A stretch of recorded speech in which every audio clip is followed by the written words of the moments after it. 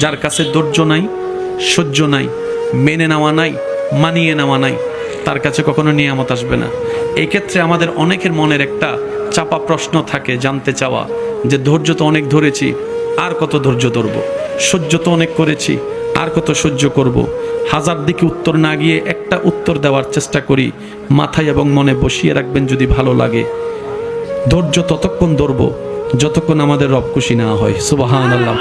যতক্ষণ রব খুশি না হবে ততক্ষণ ধৈর্য, ততদিন ধৈর্য, তত মাস ধৈর্য, তত বছর ধৈর্য। কারণ আল্লাহ তাআলা জানেন কখন নিয়ামত দিলে আমাদের জন্য ভালো হবে, এটা আল্লাহই ভালো জানে।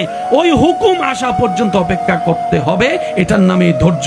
কোনো হা হুতাশ করা যাবে, আফসোস করা যাবে? আল্লাহ দিল আলহামদুলিল্লাহ, না দিল আলহামদুলিল্লাহ। সুখ আপনাকে খুঁজতে হবে না, দেখবেন সুখ আপনার ঘরে নিজে থেকেই চলে আসবে। বলেন সুবহান।